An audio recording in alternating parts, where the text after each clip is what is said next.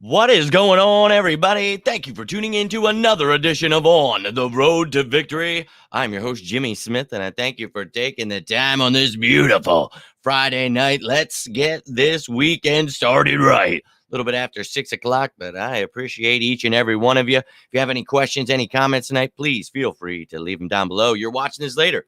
You can always comment down below. Let's get started, baby.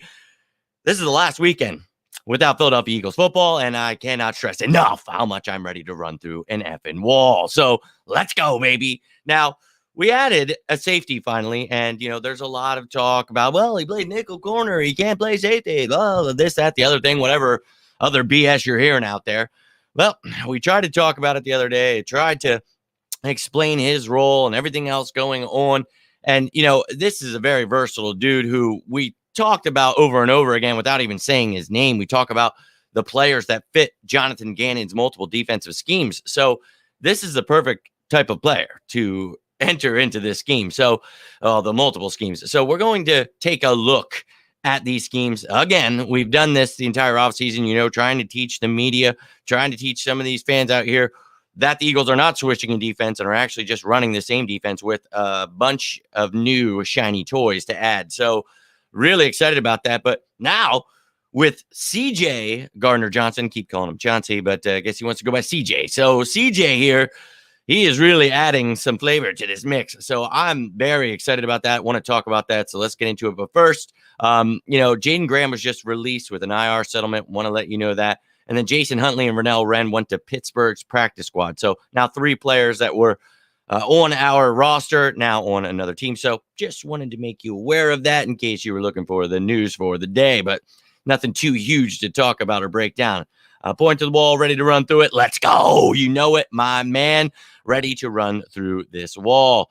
Who do I think wins between the Rams or the Bills? It's going to be a tough matchup. I'll put my money on the Bills. We'll see how Stafford is doing with that shoulder injury. Now, on to these multiple defensive schemes. I really think that, it was an intense offseason trying to explain, even fronts, odd fronts. And I even went as far to make graphics with pictures more toward the Madden fan base, where these are defenses you're going to be able to look at and understand. I didn't want to go too crazy, didn't want to, get people confused here. I don't want to talk about too much of what the under is and the over and what an Okie is and when the zero technique, when you've got Eagled, which is almost like it. And then there's so many different fronts that you can run. And we talk about the big thing here is Jonathan Gannon needs versatile players. That way you can change into a different all these multiple defensive schemes. You can on the fly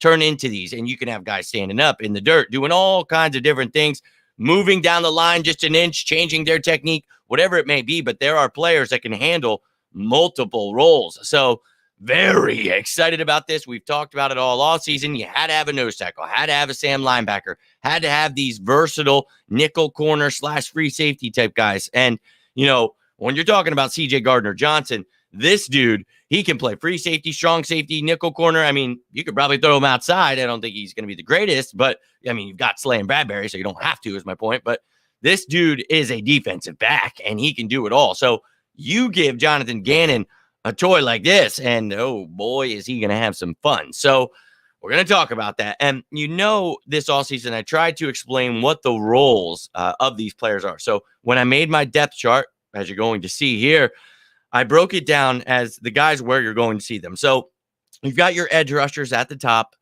Brandon Graham's going to play, defensive end. Pretty much going to see 5, 6, maybe 7 technique, but you're not really, and, when he's playing in different fronts, we'll talk about that. That's what I see. I do not see him, my point is, as an outside linebacker. That's what I'm saying here. Love Brandon Graham. He can play 3 technique, 4 technique. This dude, he is something special. And at the age of 34, coming back from that injury, we're hoping he keeps kicking ass. I think he will. But Sweat leading the way. Derek Barnett, Teron Jackson. You could see these guys used as weak side linebackers in even fronts. You could see so many different things. But that is the glory of it. They could be standing up, putting their hand in the dirt. All of those guys can do those things. Brandon Graham did do that back in Billy Davis days, but yeah, I don't think he's going to be doing too much because he's 34, so he will be getting spelled a lot more. And I think, those are the situations where you'll have him in. Now, defensive tackles, we kept 5 interior defensive linemen, but Jordan Davis is a nose tackle all in himself. The 0 techniques, the 1 techniques. He's going to be, when you're in the odd front, I can guarantee you are going to be seeing Jordan Davis nonstop. So there's a lot of great terminology. And look, in the other videos, you can go check those out. We tried to break them all down. I mean, there are so many different things we could go over. Diamond Jester, so many names you call these people. And I don't want to confuse anyone. That's why I try to make the graphics basic for you, but I'm trying to explain in an easy way. So, but if you have any questions, any comments, please feel free to leave them down below, whether you're watching this right now, watching this later.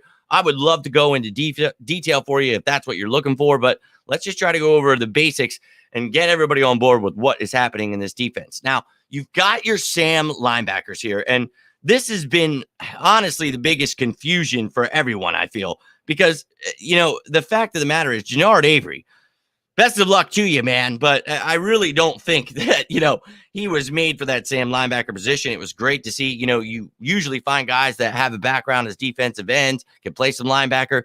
That's why Hassan Reddick was so important. He is a pass rushing specialist, but he will drop back into coverage at times. And I really think, keeping 12 defensive linemen is insane. Patrick Johnson, Kyron Johnson, you guys know that's what I had us at 11 without Marlon, but I talked about him possibly making this team.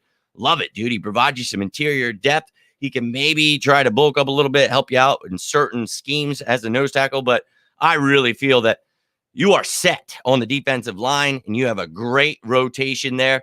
And you got to realize what everyone's job is here. So you've got Sweat, and then you've got Graham, Barnett, Jackson that can all, be spelling each other. And then on the opposite side, rushing the quarterback, you can have Hassan Reddick, Patrick Johnson, Kyron Johnson.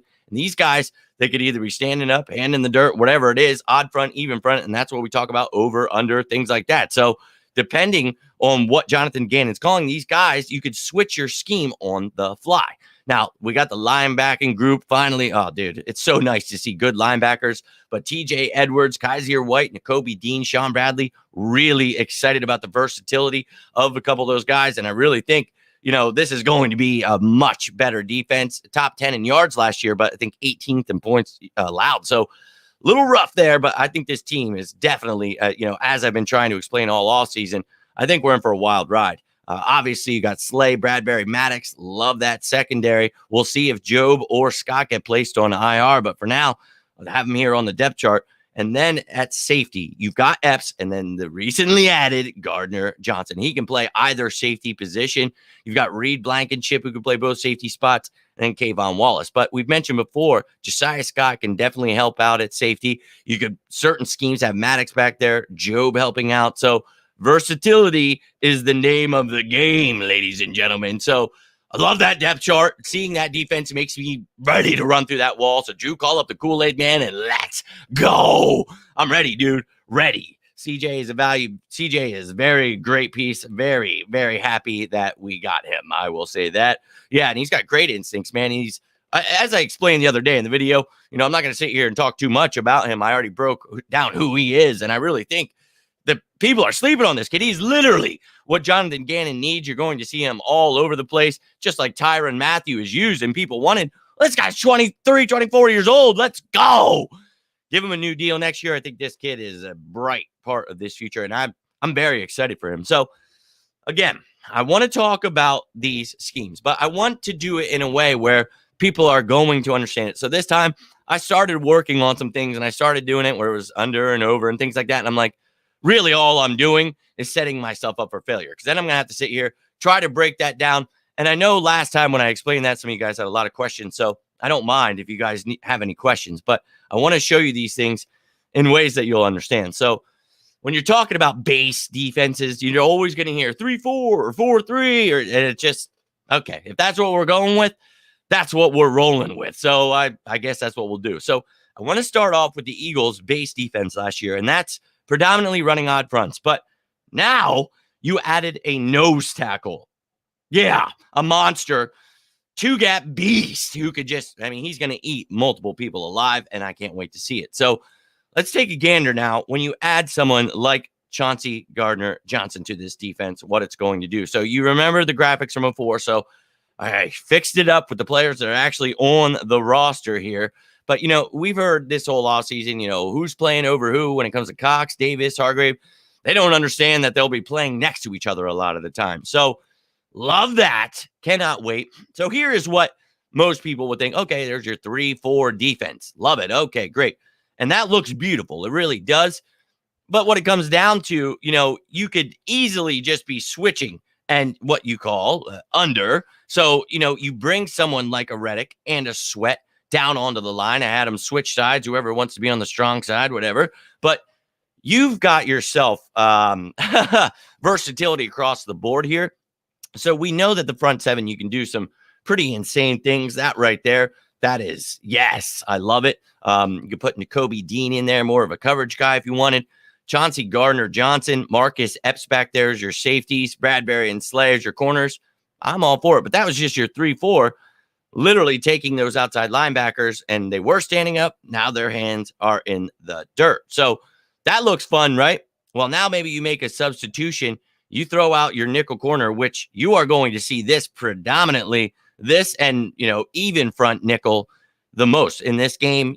Obviously it's a passing league. So Avonte Maddox is going to be on that field a lot of times. So forget the, what they want to tell you about all this, we've got this package. I can't stand it. So when you're looking at something like this, you've got your 3-3-5 here in front of you. Now, this is something where I was mentioning, when you've got things like the stack we had talked about before, you've got literally they're stacked above the linemen. You can have your linebackers. You've got different forms of that. You've got bear, stack, eagle, whatever you want to run with this. But there is so much that goes into a multiple scheme defense, any defense in the NFL. But they try to make it so basic when talking about it, whether it be the media or video games or whatever it is. They try to make these things so simplified, and there's nothing simple about these things. These people, it does not matter. I tried to put them, separate from each other so you understand the positions. They're color coded, the corners, safeties, linebackers, D linemen, different background colors. So you know what their role is in a certain scheme. So you see here, Hassan Reddick dropped down to the line. Now you've got more of a quicker defensive end. Don't have to have Fletcher Cox on the other side. You could have a Milton Williams who is much better suited, I feel. Or you could go Hargrave and Cox with Davis again in that odd front. You've got Maddox back there. You could take out a Nakobe Dean, put in a Sean Bradley. You want another linebacker. Maybe you put a Kayvon Wallace down there. There are a lot of different forms of defense you can run here. And I know, a lot of people think of different forms because of Madden, different schemes here. And to please you guys, I did grab those old graphics and make them. But again, man, you are not, those ones I just showed you is what you're going to see the most of. Okay. These other ones, they don't really happen that much, but I know a lot of people ask me, so I'll give it to you. But here's what a quarter defense would look like if you literally wanted to play 7 defensive backs back there. Look, I'm not sure you're going to see any of this, but you have the talent that you could do things like this. Another one made popular by video games. You've got 3-2 here with 6 defensive backs. Now, in this passing league, you could definitely see something like this, especially with the talent the Eagles have. And the reason I wanted to throw this one up here is because it's very interesting to see CJ Gardner-Johnson's skill set. So he is somebody that can play nickel corner, but you have 2 guys like that. So you have Avonte, and then you put CJ on the bigger bodied guy, and you have 2 outside corners in Bradbury and Slay.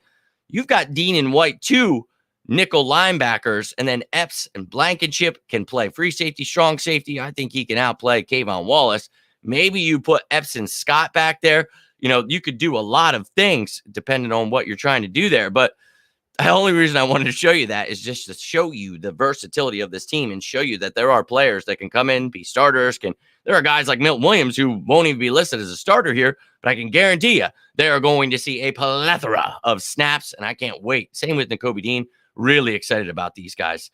See Hargrave and Graham getting more reps in big-time situations. Well, it's going to be situational football like always, my man. So, I really think whoever's in at the time, if you're rolling, you keep going, and we talk about having the ability to switch into a different defense on the fly. So that's what it'll come down to. But there are specific roles. Your smaller guys that are playing, that 3-3-5 I just talked about. You want a Brandon Graham in there as your 3-4 technique rather than a Hargrave. So if you're switching that, though, and you're running a 3-4 trying to stop the run, just your basic defense, maybe you're running whatever over, you can have, so many different things going on. So situational football, accentuate to the player's skill sets. You've got a guy like Jordan Davis in the middle who, bro, that allows you to play that 2-gap system. The even fronts are not needed anymore. You have odd fronts where he's essentially 2 defensive tackles. So obviously the assignments change for the linebackers and everybody else when that happens, but I'm really excited about this. And yeah, you're going to want your best players in their best situations, but whoever's fresh, whoever's ready to go, and whatever the situation, we shall see. But very excited about this defense. And I know a lot of people are still sleeping on it, but you will see even fronts. When I sought out this all season to talk about, all I was trying to do was explain that we're not switching to a defense we already switched to. That's the only thing. It's not that we're not running even fronts anymore. It's just we are running odd fronts that we did last year. So we're going to continue to. So let's take a look at what everybody knows as, the base even front defense 4-3. And again, I'm not going into all of the different terminology we can do. And if you want to know more, over, under, whatever the hell these players would do in that situation, please feel free to ask. But you see here, you've got a great amount of talent. This is where people freak out when you saw Reddick in the last. Why is he standing up? Then you saw him in the 5-2. Oh, okay, now he's in the dirt. Well, here in even front, back in the dirt. This dude is a pass rush specialist, but the league is changing, and I can assure you it is great to have a player with his versatility that can drop into coverage. It's not like he's going to be Darius Slay out there covering people every play. So excited about this defense, but what you will see more of with these even fronts is that nickel. And, again, versatility of these players, being able to move around. You've got guys like Reddick, Sweat, who could be standing up, hand in the dirt. Brandon Graham, you could rotate him to a defensive tackle, defensive end. So many different guys that could do so many things. And wouldn't be surprised maybe a Kayvon Wallace has tried out, in certain packages at nickel, at linebacker, if he's needed in depth. But you've got CJ Gardner-Johnson back there. Again, this dude, you have a safety back there that makes you feel much more comfortable than Jaquiski Tartt or Anthony Harris would have. And whoever is saying this guy can't cover, can't play deep, whatever, they're just not watching his tape. He is fantastic. But what I really love about him, he is tough as nails, dude. And for his size, he will go up against anyone. So one thing we talked about before was a big nickel scheme. So now you're taking your one safety and you're using him as the nickel cornerback. So that's what you're doing in big nickel. And that's essentially what this dude is. So love it. You put him down there, you put him against certain wide receivers, certain tight ends, running backs, bigger guys that Avonte Maddox struggles with. Then you can either have Maddox as your other safety, you could have him as depth, you can put Blankenship in there, whatever you want to do. Put in Scott. You have the versatility to move these guys around. Josh Jobe will be cross-trained at safety. Zach McPherson can play inside, outside. So you can move these guys around. You see I have Kayvon here at linebacker. I think in big nickel, that'd be a great way to try him out there. But, man, this versatility of this defense has really got me ready to run through a wall. And then, again, I know you guys love these 6 defensive back schemes. So toss this one in here, and you see the 4 down linemen, the 1 linebacker, and then 6 defensive backs. But you could drop Gardner-Johnson and Maddox down there, having 2 nickel corners, having both of those guys with safety skill sets. I mean, this is a no-brainer that this is great, ladies and gentlemen. I mean, I cannot stress enough how much excitement runs through my veins thinking about what Jonathan Gannon is going to be able to do with this defense. So there you see it. And with Chauncey Gardner-Johnson here, CJ, son of a bitch, you can move him all over the place. And the same goes for all the other people we talked about. So really, really excited about it. The 3-4 that I just mentioned is the base, odd fronts, but you're going to see a lot. Last year, I think you saw 41% nickel, 28% in the odd front nickel, and then you had 3-4, you saw 21%. So that was the most base you saw, but you saw nickel more than anything, even fronts more than odd. But I think this year you're going to see more of that 3-3-5 nickel where you have a passing league, but you have a nose tackle who allows you to do that. I think this is going to be very exciting. My man, I can't wait either. Ready to run through a wall. So we're going to be doing the NFC East breakdown this weekend. Really excited to talk about that. It's so close. I can taste it, man. It's here. Tuesday, we'll be behind enemy lines talking about our opponent. I can't believe it, dude. It's back. Let's go. Very excited. Hope you're doing well. Strange, but I see Scott as a backup strong safety. Well, yeah, that's why I have him in there, man. He can play both. And with this defense, your zone defense predominantly, you're going to have these guys all over the place. I don't care. Free safety, strong safety. You can have guys that are listed as free safety playing together. It does not matter. We've talked about that over and over again.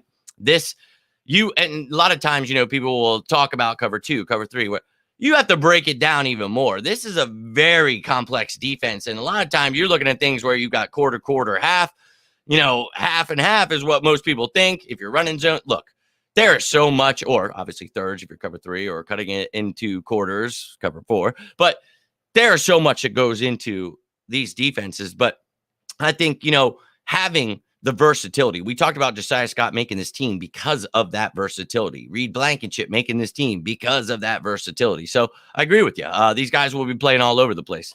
Just Hop Ebbs makes plays with always having help over. Yeah, Ebbs looks great, man. Vastly improved. Very excited about him. So this defense, oh my lords, for everyone that has slandered the defense, Jonathan Gannon, they will be very busy this season. Delete. The casual fans are already having a very, very rough all season.